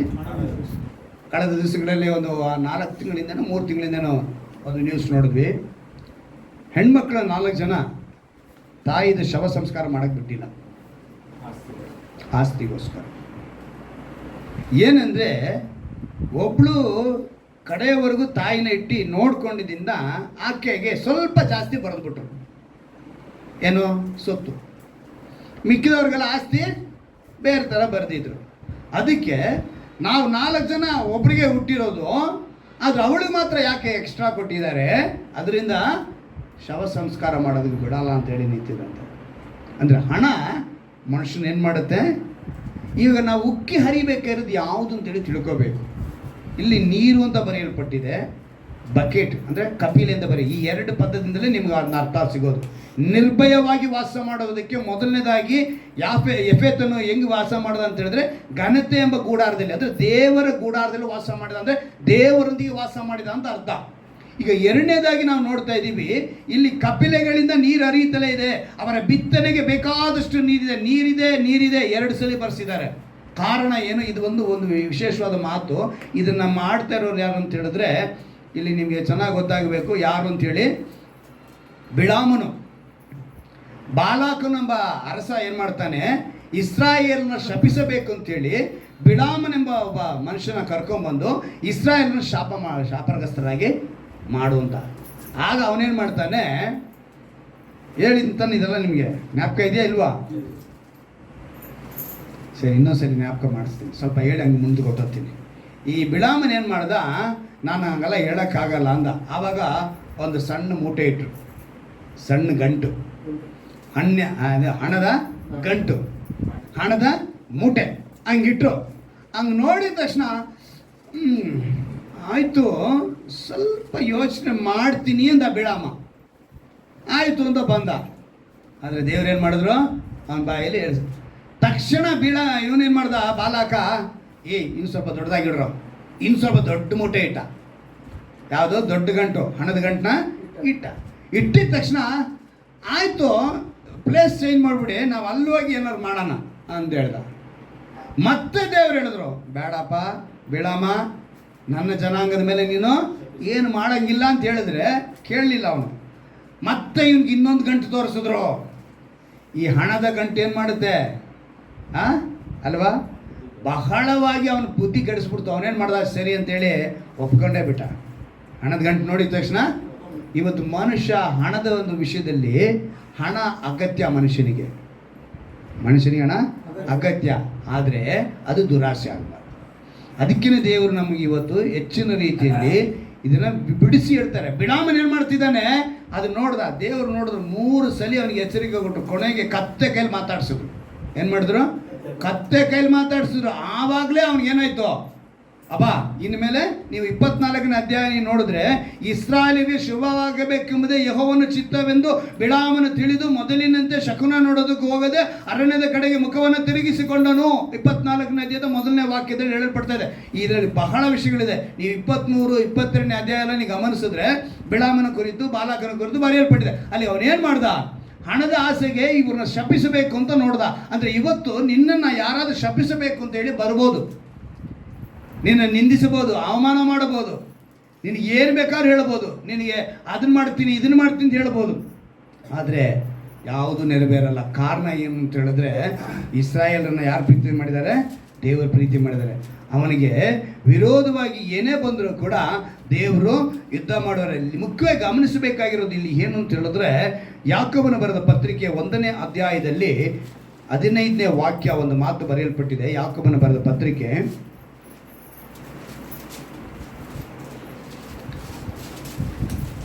1ನೇ ಅಧ್ಯಾಯ 15ನೇ ವಾಕ್ಯದಲ್ಲಿ, ಆಶೆಯ ಬಸುರಾಗಿ ಪಾಪವನ್ನು ಇರುತ್ತದೆ, ಪಾಪವು ತುಂಬ ಬೆಳೆದು ಮರಣವನ್ನು ಅಡೆಯುತ್ತದೆ. ಆಶೆಯು ಅಂತೇಳಿ ಬರೆಯಲ್ಪಟ್ಟಿದೆ. ಆಶೆ ಅಂತ ಹೇಳಿದ ತಕ್ಷಣ ನಾವು ಯೋಚನೆ ಮಾಡಬೇಕು. ಈ ಪದನ KJV ಬೈಬಲಲ್ಲಿ ದುರಾಶೆ ಅಂತ ಬರೆಯಲ್ಪಟ್ಟಿದೆ, ಇಂಗ್ಲೀಷ್ನಲ್ಲೂ ದುರಾಶೆ ಅಂತ ಬರೆಯಬೇಕು. ನಮಗೆ ಸತ್ಯವೇದದಲ್ಲಿ ಮಾತ್ರ ಆಶೆ ಅಂತ ಬರೆಯಲ್ಪಟ್ಟಿದೆ. ಆಸೆ ಅಲ್ಲ, ದುರಾಶೆ. ದುರಾಶೆ ಏನು ಮಾಡುತ್ತೆ ಅಂತ ಹೇಳಿದ್ರೆ, ಬಸುರಾಗಿ ಪಾಪವನ್ನು ಇರುತ್ತದೆ, ಪಾಪವು ತುಂಬ ಬೆಳೆದು ಮರಣವನ್ನು ಅಡೆಯುತ್ತದೆ. ಹಣದ ಮೇಲೆ ನಮಗೆ ದುರಾಶೆ ಅನ್ನೋದು ಬರಬಾರದು, ಅದನ್ನು ಆರಾಧಿಸಲೂಬಾರದು. ಹಣ ಅನ್ನೋದು ಯಾವಾಗಲೂ ಆದಿ ಅಪೊಸ್ತಲರ ಕಾಲದಲ್ಲಿ ಎಲ್ಲ ಅಪೊಸ್ತಲರ ಪಾದಗಳ ಬಳಿ ಬಂದು ಇಟ್ಟರಂತೆ. ಏನು, ಹಣವನ್ನು ಅವರ ಪಾದ ಬಳಿ ಇಟ್ಟರು. ಅದರಿಂದ ಆ ಹಣಕ್ಕೆ ಪ್ರಾಮುಖ್ಯತೆ ಕೊಡಬಾರ್ದು, ಹಣವನ್ನು ಆರಾಧಿಸಲೂಬಾರದು. ಭೂಲೋಕದಲ್ಲಿ ಗಂಟು ಮಾಡಿ ಇಟ್ಕೊಳ್ಳಿಬಿಡಿ ಅಂತ ದೇವರು ಸ್ಪಷ್ಟವಾಗಿ ಹೇಳ್ತಾರೆ ಪರ್ವತ ಪ್ರಸಂಗದಲ್ಲಿ. ಏನಂತೆ, ಭೂಲೋಕದಲ್ಲಿ ಗಂಟು ಮಾಡಿ ಇಟ್ಕೊಳ್ಳಿಬೇಡಿ, ಅವು ತುಕ್ಕಿಡಿದು ನುಸಿಡಿದು ಏನಾಗುತ್ತೆ, ನಾಶವಾಗಿ ಹೋಗು. ಎಲ್ಲಿ ಗಂಟು ಮಾಡಿ ಇಟ್ಕೋಬೇಕು ಅಂತ ಹೇಳ್ತಾರೆ, ಪರಲೋಕದಲ್ಲಿ ಗಂಟು ಮಾಡಿ ಇಟ್ಕೊಳ್ಳಿ. ಅಲ್ಲಿ ಕಳ್ಳರೂ ಇಲ್ಲ, ಅಲ್ಲಿ ಯಾರು ಕದಿಯೋರು ಇಲ್ಲ, ಕನ್ನ ಕೊರೆಯುವುದಿಲ್ಲ ಅಂತ ಹೇಳಿ. ಅಂದರೆ ಪರಲೋಕದ ಗಂಟು. ಒಬ್ಬ ಮನುಷ್ಯನಿಗೆ ಆ ಪರಲೋಕದ ಗಂಟಿನ ಮೇಲೆ ಆಸೆ ಬಂದರೆ ಖಂಡಿತವಾಗಲೂ ಅವನ್ನ ದೇವರು ಏನು ಮಾಡ್ತಾರೆ, ಕಾಪಾಡ. ಆ ಪರಲೋಕದ ಗಂಟು ಅಂತ ಯಾವುದು ಹೇಳುವಾಗ, ಇಲ್ಲಿ ಕಪಿಲೆಗಳಿಂದ ನೀರು ಹರಿಯುತ್ತಲೇ ಇತ್ತು. ಕಪಿಲೆ ಅನ್ನೋದು ಬಕೆಟ್ ಆಯಿತು. ಕೀರ್ತನೆ 23ರಲ್ಲಿ ಹೇಳಿದೆ, ನನ್ನ ಪಾತ್ರೆ ತುಂಬಿ ಹೊರಸೂಸುತ್ತದೆ. ಅಂದರೆ ಎಲ್ಲಿ 1ನೇ ಅಧ್ಯಾಯಕ್ಕೆ ಬಂದ್ಬಿಡಿ. ಯಾವನ ದುಷ್ಟರ ಆಲೋಚನೆಯಂತೆ ನಡೆಯದೆ, ಪಾಪಾತ್ಮರ ಮಾರ್ಗದಲ್ಲಿ ಕುಳಿತುಕೊಳ್ಳದೆ, ದುಷ್ಟರೊಂದಿಗೆ ನಿಂತುಕೊಳ್ಳದೆ. ಅಂದರೆ ನೀವು ಎಲ್ಲಿರಬೇಕು, ಹಗಲಿರುಳು ಅದನ್ನು ಧ್ಯಾನಿಸಿರು. ಅವನು ನೀರಿನ ಕಾಲುವೆಗಳ ಬಳಿಯಲ್ಲಿ ನೆಡಲ್ಪಟ್ಟಂಥ ಸಸಿಗಳಂತಿರುವನು, ತಕ್ಕ ಕಾಲದಲ್ಲಿ ಏನು ಮಾಡ್ತಾನೆ, ಪ್ರತಿಫಲವನ್ನು ಕೊಡ್ತಾನೆ. ಅಂದರೆ ನೀರು ಯಾವುದಕ್ಕೆ ಸಾದೃಶ್ಯವಾಗಿದೆ, ಗುರುತಾಗಿದೆ ಅಂತ ಹೇಳಿದ್ರೆ ವಾಕ್ಯಕ್ಕೆ ಗುರುತಾಗಿದೆ. ನೀನು ಆ ಕಪಿಲೆ ಅಂದರೆ ಅದೇ ಪಾತ್ರೆ, ನೀನು ಆ ಪಾತ್ರೆ ಆಗಬೇಕು. ಆ ವಾಕ್ಯವು ನಿನ್ನೊಳಗಿರಬೇಕು. ಆ ವಾಕ್ಯವೇನು ಮಾಡುತ್ತೆ, ನಿನ್ನನ್ನು ನಿರ್ಭಯವಾಗಿ ವಾಸ ಮಾಡೋದಕ್ಕೆ ಬಿಡುತ್ತದೆ. ದೇವರು ಅದನ್ನು ಹೇಳ್ತಾರೆ. ಯಾವಾಗಲೂ ನಾವು ಯಾವ ರೀತಿಯಲ್ಲಿದ್ದರೂ ಕೂಡ ನೋಡಿ, ಒಂದು ಉದಾಹರಣೆಗೆ ಹೇಳ್ತೀನಿ. ಗಂಡ ಹೇಳಿದಂತೆ, ನೋಡಮ್ಮ, ನಾನು ತುಂಬ ಬಲಹೀನತೆ ಆಗ್ಬಿಟ್ಟಿದ್ದೀನಿ, ಇವತ್ತು ನಾಳೆ ನನ್ನ ಪರಿಸ್ಥಿತಿ ಹೋಗ್ಬಿಡ್ಬೋದು, ಆಯ್ತಾ? ಅದರಿಂದ ನೀನೇನು ಮಾಡು, ನಾನು ಏನು ಸಂಪಾದನೆ ಮಾಡಿದನೋ ನನ್ನ ಹಣನೆಲ್ಲ ನಾನು ಸತ್ತಿದ ತಕ್ಷಣ ಅದ್ರ ಜೊತೆನೇ ಹಾಕಿ ಮುಚ್ಚಿಬಿಡ್ಬೇಕು ಅಂತ ಈ ಕೇಳಿದಂತೆ. ಖಂಡಿತವಾಗಲು ನೀವು ದುಃಖಿಸಲೇಬೇಡಿ.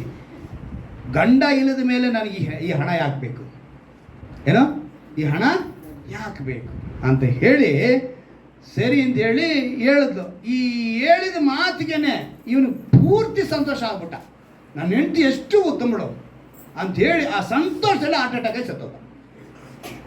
ಏನಾಗೋದ, ಹಾರ್ಟ್ ಅಟ್ಯಾಕ್ ಆಗಿ ಸತ್ತೋದ್ಮೇಲೆ ನೀನು ಕೇಳಬೇಕಾ, ಎಲ್ಲರೂ ಕೂಡಿದ್ರು, ಬಂದರು, ಎಲ್ಲರೂ ಮುಂದೆ ಈಕೆ ಬಂದಳು. ನಮ್ಮ ಯಜಮಾನರು, ನಮ್ಮ ಪತಿ ಹೇಳಿದ್ರು, ಅವರು ತಮ್ಮ ಹಣವನ್ನೆಲ್ಲ ಈ ಪೆಟ್ಟಿಗೆಯಲ್ಲಿ ಹಾಕಿ ಮುಚ್ಚಬೇಕು ಅಂತ ಹೇಳಿದ್ರು. ಸೊ ಅವರೇ ಇಲ್ಲದ ಮೇಲೆ ಈ ಹಣ ನನಗೆ ಹೆಣಕ್ಕೆ ಸಮ ಅಂದರು. ಏನಂತೆ, ಈ ಹಣ ಹೆಣಕ್ಕೆ ಸಮ, ಅದರಿಂದ ನನಗೆ ಯಾವುದು ಬೇಕಾಗಿಲ್ಲ ಅಂಥೇಳಿ SBI ಅಕೌಂಟು ತೆಗೆದ್ಲು, ಒಂದು ಚೆಕ್ ತೆಗೆದುಕೊಂಡ್ಲು, ಅದರಲ್ಲಿ ಎಲ್ಲ ಬರೆದ್ಲು, ಪೂರ್ತಿ ಹಣ ಬರೆದು ಅವ್ರು ಹೇಳಿದ ಹಾಗೆ ಈ ಚೆಕ್ನ ಅವರ ಹಣದ ಜೊತೆಗೆ ನಾನು ಮುಚ್ಚಾಕ್ತೀನಿ ಅಂತ ಹೇಳಿ ಏನು ಮಾಡಿದವಳು, ಹಣ ಅವ್ರು ಎಷ್ಟು ಹಣ ಇದೆಯೋ ಅಷ್ಟು ನಾನು ಇದರಲ್ಲಿ ಬರೆದಿದ್ದೀನಿ ನೋಡಿ. ನೀವೆಲ್ಲ ಕಣ್ಣು ಮುಂದೆ ನಮ್ಮ ಯಜಮಾನಿಗೆ ಶಾಂತಿ ಸಿಗಬೇಕು, ಅದರಿಂದ ನಾನು ಎಲ್ಲ ಹಣವನ್ನು ಈ ಚೆಕ್ಕಲ್ಲಿ ಬರೆದು ಬಿಟ್ಟಿದ್ದೀನಿ. SBI ಅಕೌಂಟಲ್ಲಿ ಇದೆ ಎಲ್ಲ ಹಣ, ಈ ಚೆಕ್ನ ಅವರ ಇದರಲ್ಲಿ ಹಾಕಿ ಮುಚ್ತಾ ಇದ್ದೀನಿ. ಅಲ್ಲಿಗೆ ಚೆಕ್ಕಿಗೆ ಚೆಕ್ ಕೊಟ್ಟಂಗಾಯ್ತು, ಗಂಡನ ಮಾತು ನೆರವೇರಿಸ್ದಂಗಾಯ್ತು, ಹಣ ಇವಳಿಗೆ ಉಳ್ಕೊಂಡಂಗು. ಬಹಳ ಬುದ್ಧಿವಂತ ಸ್ತ್ರೀ. ಇದೇ ಮನೆ ಕಟ್ಟಿಕೊಳ್ಳುವ ಲಕ್ಷಣನಾ? ಯಾರಿವಳು? ಈ ಬುದ್ಧಿವಂತ ಸ್ತ್ರೀ ಬಗ್ಗೆ ಹೇಳಿಲ್ಲ. ಗಂಟಿನ ಮೇಲೆ ಆಸೆ ಹೇಳಕ್ಕಿಲ್ಲ, ಪರಲೋಕದ ಗಂಟಿನ ಮೇಲೆ ನಮಗೆ ಆಸೆ ಇರಬೇಕು ನೋಡಿ. ಕೊನೆಯದಾಗ ಒಂದು ವಾಕ್ಯನ ಓದಿ ನಾವು ಪ್ರಾರ್ಥನೆಗೆ ಹೋಗೋಣ. ಒಂದು ಅದ್ಭುತವಾದ ಮಾತನ್ನು ಬರೆಸಿದ್ದಾರೆ ಪ್ರವಾದಿ ಯೆಶಾಯನ ಗ್ರಂಥದಲ್ಲಿ 33ನೇ ಅಧ್ಯಾಯದಲ್ಲಿ 15ನೇ ವಾಕ್ಯ. ಪ್ರವಾದಿ ಯೆಶಾಯನ ಗ್ರಂಥ 33ನೇ ಅಧ್ಯಾಯ 15ನೇ ವಾಕ್ಯ. ಯಾರು ನಿರ್ಭಯವಾಗಿ ವಾಸಿಸುತ್ತಾರೆ ಅನ್ನೋದಕ್ಕೆ ಅಲ್ಲೊಂದು ಸನ್ಮಾರ್ಗದಲ್ಲಿ ನಡೆದು, ಮೊದಲನೇದಾಗಿ ಎಲ್ಲಿ ನಡಿಬೇಕು? ಸನ್ಮಾರ್ಗದಲ್ಲಿ ನಡಿಬೇಕು. ಯಥಾರ್ಥವಾಗಿ ಎರಡನೇದು ಯಥಾರ್ಥವಾಗಿರಬೇಕು. ರೋಚಿಕೊಂಡ ಲಾಭ ಬೇಡವೆಂದು ಲಂಚ ಮುಟ್ಟದಂತೆ ಕೈ ಒದರಿ ಕೊಲೆಯ ಮಾತಿಗೆ ಕಿವಿಗೊಡದೆ ಕೆಟ್ಟದ್ದನ್ನು ನೋಡದಂತೆ ಕಣ್ಣು ಮುಚ್ಚಿಕೊಳ್ಳುವವನೇ ಉನ್ನತ ಸನ್ನಿಧಾನದಲ್ಲಿ ವಾಸಿಸುವನು. ಹಲ್ಲೆಲೂಯ. ಒಬ್ಬ ನಿರ್ಭಯವಾಗಿ ವಾಸಿಸಬೇಕು ಅಂತ ಹೇಳಿದ್ರೆ ಅವನು ಘನತೆ ಎಂಬ ಗೂಡಾರ ಅಂದ್ರೆ ದೇವರೊಂದಿಗೆ ಅವನು ವಾಸ ಮಾಡಬೇಕು. ಎರಡನೇದಾಗಿ ಒಬ್ಬನು ನಿರ್ಭಯವಾಗಿ ವಾಸ ಮಾಡಬೇಕು ಅಂತ ಹೇಳಿದ್ರೆ ವಾಕ್ಯವೆಂಬುದು ಅವನೊಳಗೆ ಇರಬೇಕು. ಅಂದರೆ ನೀರು ಹರಿಯುತ್ತಲೇ ಅಂದರೆ ಪಾತ್ರೆ ಹೊರಸು ಅವನು ಬರೀ ವಾಕ್ಯದಿಂದ ತುಂಬಲ್ಪಟ್ಟವನಾಗಿರಬೇಕು. ಮೂರನೇದಾಗಿ ದೇವರು ಹೇಳ್ತಿದ್ದಾರೆ ಸನ್ಮಾರ್ಗದಲ್ಲಿ ನಡಿಬೇಕು, ಯಥಾರ್ಥವಾಗಿರಬೇಕು, ಲಂಚ ಅನ್ನೋದನ್ನು ಮುಟ್ಟಬಾರ್ದು, ಆಮೇಲೆ ಕೊಲೆ ಮಾತಿಗೂ ಕಿವಿಗೊಡಬಾರ್ದು, ಕೆಟ್ಟದನ್ನು ನೋಡಬಾರ್ದು, ಕಣ್ಣು ಮುಚ್ಚಿಕೊಳ್ಬೇಕು. ಅಂಥವನೇನು ಮಾಡ್ತಾನೆ? ಉನ್ನತ ಸನ್ನಿಧಾನದಲ್ಲಿ ವಾಸಿಸುತ್ತಾನೆ. ಆ ಉನ್ನತ ಸನ್ನಿಧಾನ ದೇವರ ಸನ್ನಿಧಾನ. ನೀವು ನಿರ್ಭಯ ವಾಸ ಮಾಡಬೇಕು ಅಂತ ಹೇಳಿದ್ರೆ ಮೊದಲನೇದು ಘನತೆ ಎಂಬ ದೇವರೆಂಬ ಗೂಡಾರದಲ್ಲಿ ಇರಬೇಕು. ಅಂದರೆ ದೇವರು ನಿಮ್ಮದಿಗೆ ವಾಸ ಮಾಡಬೇಕು. ಎರಡನೇದು ವಾಕ್ಯವು ನಿಮ್ಮಲ್ಲಿ ನೆಲೆಗೊಂಡಿರಬೇಕು, ಅದು ಉಕ್ಕಿ ಹರಿಯುವಂಥದ್ದು. ಮೂರನೇದಾಗಿ ನಾವು ಯಥಾರ್ಥತೆಯಾಗಿ ನಾವು ಲಂಚವನ್ನು ಮುಟ್ಟದಂತೆ ದೇವರಿಗೆ ಪ್ರೀತಿಯಾಗಿ ನಡೆದುಕೊಂಡ್ರೆ ನಾವು ನಿರ್ಭಯವಾಗಿ ವಾಸಿಸುವುದಕ್ಕೆ ಸಾಧ್ಯ. ಈ ಅನುಭವ ಕೊಡಿ ಅಂತೇಳಿ ನಾವೆಲ್ಲ ಮೊಣಕಾಲು ಹಾಕಿ ನಾವು ಪ್ರಾರ್ಥನೆ ಮಾಡೋಣವಾ ಎಲ್ಲರೂ ಕೂಡ. ಯಾಕಂತ ಹೇಳಿದ್ರೆ ಈ ದಿವಸದಲ್ಲಿ ನಾವು ಗಮನಿಸುವಾಗ ಮನುಷ್ಯ ಭಯವಿಲ್ಲದೆ ಜೀವಿಸಬೇಕು, ನಿರ್ಭಯನಾಗಿ ಜೀವಿಸಬೇಕು ಅಂತೇಳಿ ಅನೇಕ ವಿಧವಾದ ಆಚಾರಗಳನ್ನು, ಪದ್ಧತಿಗಳನ್ನು, ಅನೇಕ ಕಾರ್ಯಗಳನ್ನು ಮಾಡ್ತಾನೆ. ಆದರೆ ಒಬ್ಬ ವ್ಯಕ್ತಿ, ಒಬ್ಬ ವಿಶ್ವಾಸಿ, ದೇವರ ಮಗನೆಂದು ಕರೆಯಲ್ಪಡುವನು, ಸುವಾಸನೆ ಅವನಿಂದ ಬರಬೇಕು ಅಂತ ಹೇಳಿದ್ರೆ ಅವನು ಹೇಗಿರಬೇಕು ಅಂತ ಹೇಳಲ್ಪಡ್ತಿದೆ. ಅವನು ಎಪೇತನ್ನು ವಿಸ್ತರಿಸಲಿ, ಶೇಮನ ಗೂಡಾರಗಳಲ್ಲಿ ವಾಸಿಸಲಿ ಅಂತ ಹೇಳೋದಕ್ಕೆ ಕಾರಣ ಆ ಘನತೆ ಎಂಬ ಗೂಡಾರ. ಆ ಘನತೆ ಎಂಬ ಗೂಡಾರದಲ್ಲಿ ವಾಸ ಮಾಡುವನಾಗಿರಬೇಕು. ಎರಡನೇದಾಗಿ ಕಪಿಲೆಗಳಿಂದ ನೀರು ಹರಿಯುತ್ತಲೇ ಇತ್ತು, ಅವರ ಬಿತ್ತನೆಗೆ ಬೇಕಾದಷ್ಟು ನೀರು ಇತ್ತು ಅಂತ ಹೇಳಿ ನೋಡುವಾಗ ಅಂದರೆ ನಮ್ಮ ಬದುಕು ಆಶೀರ್ವದಿಸಲ್ಪಡೋದಕ್ಕೆ ನಮಗೆ ಬೇಕಾದಷ್ಟು ವಾಕ್ಯವೆಂಬ ನೀರು ನಮ್ಮಲ್ಲಿರಬೇಕು. ಆ ವಾಕ್ಯವು ನಮ್ಮಿಂದ ಉಕ್ಕಿ ಹರಿಯುವಂಥದ್ದಾಗಿ ಒಂದು ಪರಿಮಳವಾಗಿರಬೇಕು. ಮೂರನೇದಾಗಿ ಯಥಾರ್ಥತೆ ಇರಬೇಕು. ನಾವು ದೇವರ ಸನ್ನಿಧಾನದಲ್ಲಿ, ಉನ್ನತ ಸನ್ನಿಧಾನದಲ್ಲಿ ನಾವು ಆಶೀರ್ವಿಸಲ್ಪಡಬೇಕು ಅಂದರೆ ಯಥಾರ್ಥತೆ ಇರಬೇಕು. ಲಂಚ ಮುಟ್ಟದವರಾಗಿರಬೇಕು, ಕೆಟ್ಟದನ್ನು ನೋಡಿದವರಾಗಿರಬೇಕು, ಕಿವಿಗೊಡಬಾರದು, ಕೊಲೆ ಮಾತುಗಳಿಗೆ ನಾವು ಕಿವಿಗೊಡಬಾರದು, ಸನ್ಮಾರ್ಗದಲ್ಲಿ ನಡೆಯುವವರಾಗಿರಬೇಕು. ಈ ಅನುಭವ ಕೊಡಿ ಅಂತೇಳಿ ಯಾರ್ಯಾರು ಪ್ರಾರ್ಥಿಸ್ತಿದ್ದಾರೋ ಅವರೆಲ್ಲರನ್ನು ಕೂಡ ಯೇಸು ಕ್ರಿಸ್ತನ ನಾಮದಲ್ಲಿ ಈ ವಾಕ್ಯದ ಅನುಭವ ಯೇಸುವಿನ ನಾಮದಲ್ಲಿ ಉಂಟಾಗಲಿ ಅಂತ ಪ್ರಾರ್ಥಿಸ್ತೇನೆ. ಯಾರ್ಯಾರು ವಾಕ್ಯಕ್ಕೆ ಒಪ್ಪಿಸಿಕೊಡುತ್ತಾರೋ ಅವರೆಲ್ಲರಿಗೂ ಈ ವಾಕ್ಯದ ಆಶೀರ್ವಾದ ಯೇಸುವಿನ ನಾಮದಲ್ಲಿ ಉಂಟಾಗಲಿ ಅಂತ ಪ್ರಾರ್ಥಿಸ್ತೇನೆ. ನಾಮನ ಮಹಿಪಡಿಸಿಕೊಳ್ಳಿ. ನಮ್ಮ ರಕ್ಷಕನು ವಿಮೋಚಕನಾಗಿರುವ ಯೇಸು ಕ್ರಿಸ್ತನ ನಾಮದಲ್ಲಿ ಪ್ರಾರ್ಥಿಸಿ ಬೇಡುವುದನ್ನು ಜೀವನ ತಂದೆಯೇ. ಆಮೆನ್. ಹಲ್ಲೆಲೂಯಾ.